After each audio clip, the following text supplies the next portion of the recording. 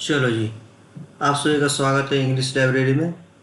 और आज की जो हमारी टॉपिक है द शिकागो स्कूल। एल छूट गया यहाँ पे। चलिए, तो हमारे आज की टॉपिक है the Chicago school of literary criticism.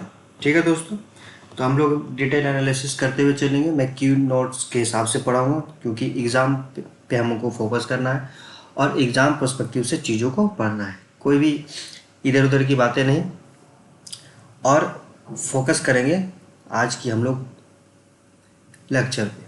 इसके पिछले वाले वीडियो में मैंने ब्लूम्सबेरी, बीट राइटर्स, आपका ट्रांसीडेंटल, मेटाफिजिकल, इन सारे स्कूल ऑफ पोइट्स को कवर किया। आप मेरे प्लेलिस्ट में जाकर देख सकते हो, क्योंकि हमारे एग्ज़ाम में स्कूल ऑफ पोइट्स से क्वेश्चन पूछे जाते हैं, तो इसलिए मैं ये सीरीज़ स्टार्ट किया हूँ। आप देख सकते हो और मुझे कमेंट करना जैसा भी लगे, ताकि मैं और बेहतर वीडियो बना सकूँ। चलिए तो स्टार्ट करते हैं। The Chicago school of literary criticism, ये जो थी, ये एक अमेरिकन लिटरेरी क्रिटिसिज्म थी। ठीक है, ये जो एक्टिव थी, मैं यहाँ पे लिख देता हूँ, ये अमेरिकन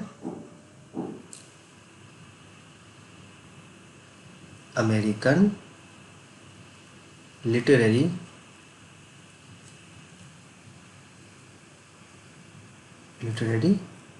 क्रिटिक्स थे। ठीक है, जब आप अमेरिकन लिटरेचर पढ़ोगे तब ये टर्म्स आती है, स्कूल ऑफ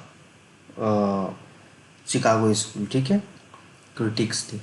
ओके, और ये एक्टिव हुई थी ऐसे 20th century, mid 20th century माना जाता है। ठीक है, चलिए, इसकी जो स्टार्टिंग पॉइंट थी दोस्तों, ये थी तकरीबन 1930 to 50।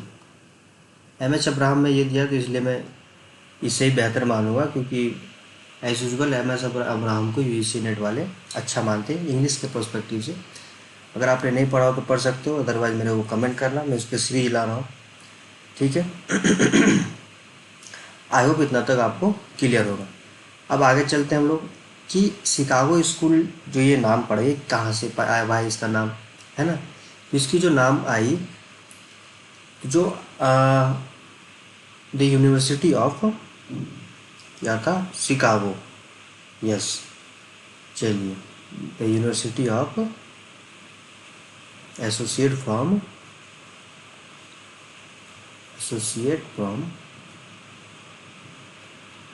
Associated from university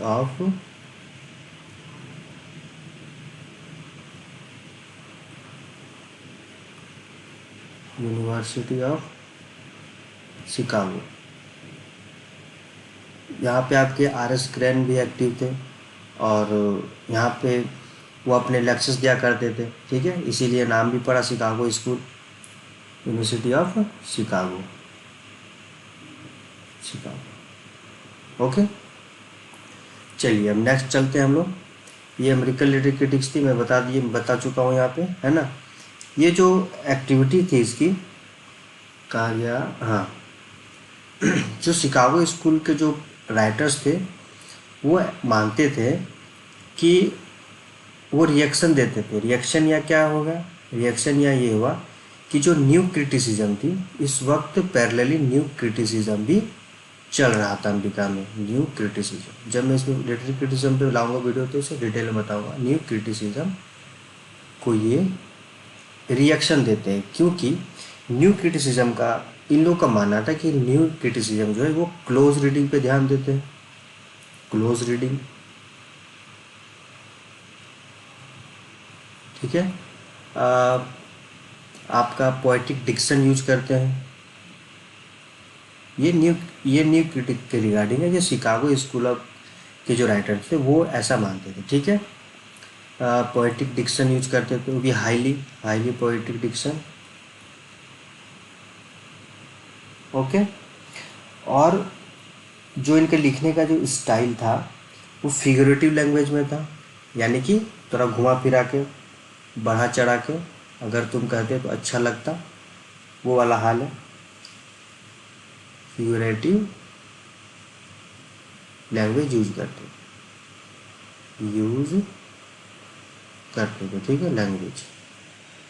okay दोस्तों, तो इसलिए ये मानते थे कि हम एरिस्टोटल के हिसाब से चलेंगे, कि एरिस्टोटल ने जो कहा वो बिलीव करते थे एक वैल्यूड स्ट्रक्चर पे, जो कंसर्न करता है सिर्फ लिटरेरी वर्क को, कि फॉर्म को कैसे तैयार किया जाए, स्ट्रक्चर को कैसे तैयार किया जाए, वो कॉम्प्लेक्सिटी पे नहीं जाते थे। तो इसलिए इन्हें एरिस्टोटेलियन कहा गया। क्या कहा गया? एरिस्टोटेलियन। एरिस्टोटल से पढ़ गया एरिस्टोटल।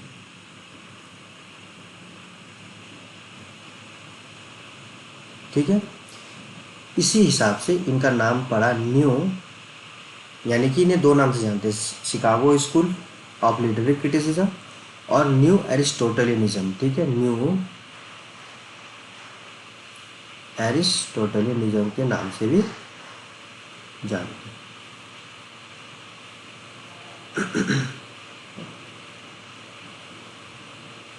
एक मिनट चलिए, ठीक है। तो एरिस्टोटल का क्या मानना था, ये भी हम लोग समझते हैं। शिकागो स्कूल के जो राइटर थे वो सोचते थे कि एक स्ट्रक्चर को तैयार करने में, एक वर्क को तैयार करने में, जो अरिस्टोटल का जो कंसेप्ट था, अरिस्टोटल के जो कंसेप्ट थे वो थे प्लॉट, कि प्लॉट बढ़िया होना चाहिए, है ना, एकदम गुरु भासु। उस पर प्लॉट के बाद उस पर कैरेक्टर, प्लॉट तैयार कर लिया हमने, अब कैरेक्टर पे जाएंगे कि कैरेक्टर कैसा है। एरिस्टोटल का सब बहुत बहुत लंबी है उसकी जो फिलॉसफी है, लेकिन हमारे एग्ज़ाम पर्सपेक्टिव से एक कंसाइज वे में पढ़ना। अगर आप चाहो तो मैं वीडियो बनाऊंगा उस पर, मेरे को कमेंट पे बताना जैसा ठीक लगे। ओके, जॉनरा पे ध्यान देना है, जॉनरा, ठीक है। इसी कंसेप्ट पे अरिस्टोटल के वर्क को ये मानते थे कि ये अरिस्टोटल ही बढ़िया है, न्यू क्रिटिक पे हमें नहीं जानना है। तो ये अरिस्टोटेलियन इसलिए इनको कहा जाता है, ठीक है। न्यू क्रिटिसिज्म मैंने बता दिया कि ये पोएटिक डिक्शन यूज करते थे, फिगरेटिव लैंग्वेज यूज करते थे, इनका ऐसा मानना था शिकागो का, इसलिए अरिस्टोटल पे ज़्यादा ध्यान। अरिस्टोटल और क्या ध्यान देते थे? वैल्यूड स्ट्रक्चर, क्या होना चाहिए?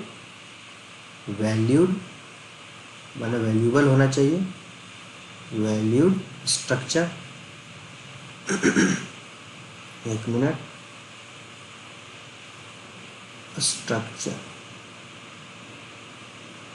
ओके। और फॉर्म,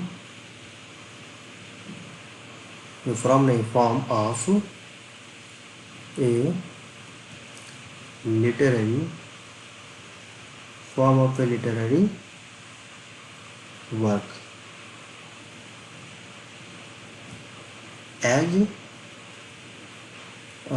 ए होल, ठीक है, रेदर देन कॉम्प्लेक्सिटी। समझिए, वैल्यूड स्ट्रक्चर पे ध्यान देते थे, फॉर्म कैसा है लिटरेरी वर्क उस पर, एज अ होल पूरे तरीके से, ना कि कॉम्प्लेक्सिटी पे ध्यान देता था ये, ठीक है। इसी हिसाब से शिकागो स्कूल भी अपने आइडियोलॉजी को इस्टेब्लिश किया, इसीलिए इन्हें एरिस्टोटेलियन कहा गया। आई होप इतना तक आप सभी को क्लियर होगा। अब हम लोग चलते हैं नेक्स्ट स्लाइड में और देखते हैं कि इसमें से इम्पोर्टेंट राइटर कौन कौन से थे, ठीक है। चलिए, तो सबसे पहला और इम्पोर्टेंट, बहुत इम्पोर्टेंट, हजारों बार पूछा जा चुका है, रोलैंड सैलमन, नॉट सलमान, ठीक है, ये सलमान नहीं गुरु, सैलमन क्रेन। इनका डेटा 1886 टू 1967, ठीक है। चलिए, अब चलते हैं इसके नेक्स्ट पॉइंट पे। इन्हें फाउंडर माना जाता है शिकागो स्कूल के। He has been consigned to founder of the Chicago school, ठीक है। इनका इम्पोर्टेंट वर्क बहुत ज़्यादा, हजारों बार पूछा जा चुका है, क्रिटिक,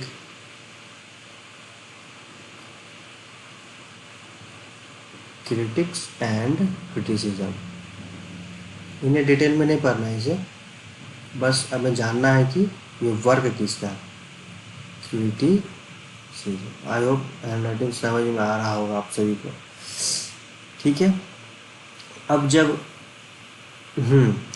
इनके सब टाइटल भी है, सब टाइटल बहुत इंपॉर्टेंट है। एंशियंट एंड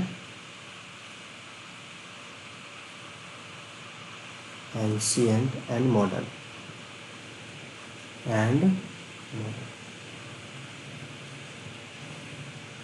और ये आई थी आपकी 1952 में, ठीक है।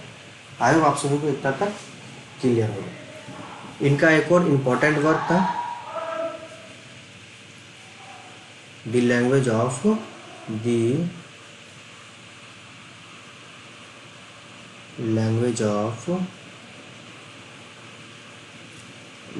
क्रिटिसिज्म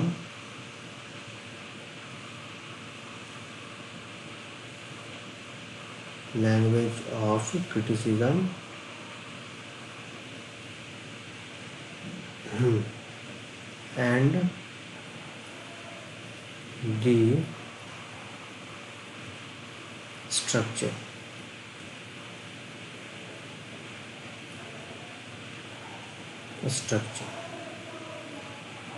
ठीक है, नहीं structure, the language of criticism and the structure of poetry.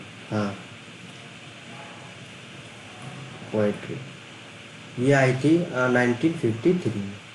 ये दो वर्क इनका घोल के सब्जी बना के, नमक पानी का घोल करके, किसी भी तरह आपको इन्हें जानना ही है, क्योंकि एग्ज़ाम में बहुत दफ़ा पूछा गया। चलिए अब हम चलते हैं नेक्स्ट राइटर पे। शिकागो स्कूल के जो सेकंड मोस्ट बोल सकते हैं, W.C.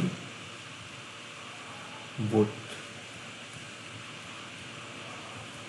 ओके, और इनका फेमस वर्क था, एक मिनट ये पेन मेरा काम नहीं कर रहा है, दी rhetoric ऑफ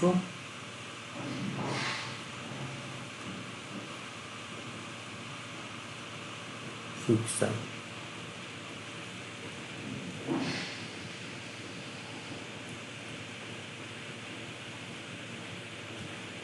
ठीक है दोस्तों, ये आई थी 1961 में।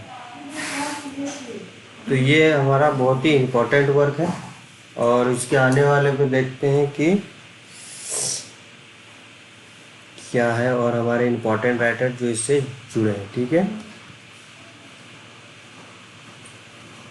तो हमारा नेक्स्ट इम्पोर्टेंट राइटर है रिचर्ड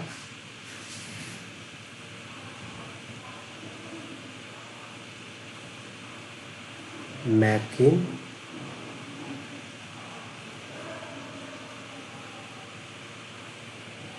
ठीक है, ये सी है यार, है ना। चलिए नेक्स्ट इम्पोर्टेंट है एल्डा ओल्सन। ठीक है, हमारे नेक्स्ट इम्पोर्टेंट शिकागो स्कूल के W.R. किस्ट। चलिए सेकंड लास्ट नॉर्मन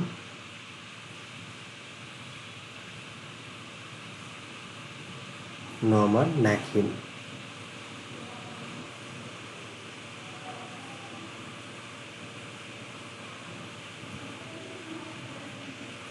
और लास्ट में हमारा बर्नार्ड वेनबाम। नीचे लिख देता हूँ मैं वेनबाम। राइटर्स के नाम, इन राइटर के नाम जान लो वही काफ़ी है, बस W.C. बूथ और R.C. क्रेन, इन्हें तो जानना ही जानना है। ठीक है दोस्तों, चलिए तो रिवाइज कर लेते हैं हम लोग क्या क्या पढ़े अभी तक। शिकागो स्कूल को हमने देखा जो 1930 से 50 तक एक्टिव थी, और ये अमेरिकन लिटरेरी क्रिटिक्स थे इसमें। जो राइटर है हमारे, ये एसोसिएट थी फ्रॉम यूनिवर्सिटी ऑफ शिकागो। ठीक है, They believe the ideology and the theme of Aristotle. That's why we call them Aristotelian. ठीक है. The Aristotle concept to build a better and good novel or creativity is plot, character and genre. These are the important tools, and they believe that value a structure or form of a literary work as a whole. Okay, and no include complexity. ज़्यादा complex करना है नहीं. ठीक है. The reaction new criticism of close reading, poetic diction, because the new criticism theorists believe in close reading, poetic diction, figurative language, and they use all of them. That's why Chicago School of Poets and Writers think that we have go to Aristotelian thought. ठीक है. तो ये थे हमारे. फिर writer पे चलते हैं हम लोग. रोला Salmon Crane, R.C. Crane, and he is the founder of Chicago School. His work is Critique and Criticism, Ancient and Modern. This is the subtitle, published in 1952. Okay. The second is The Language of Criticism and the Structure of Poetry. This is published on 1953. Okay. And the next writer is W.C. Booth. His work is The Rhetoric of Fiction, published in 1961. Okay. The next writer who is contributed his hands in the Chicago School is Richard McKean, Elder Olson, R.C. Kist, Norman MacLean and Bernard Weinberg. Okay. तो ये हमारे थे Chicago school of poets. ठीक है. Video अच्छी लगी तो like subscribe कर दीजिए. ठीक है. तो चलते मिलते हैं नेक्स्ट वीडियो पे. तब तक के लिए धन्यवाद.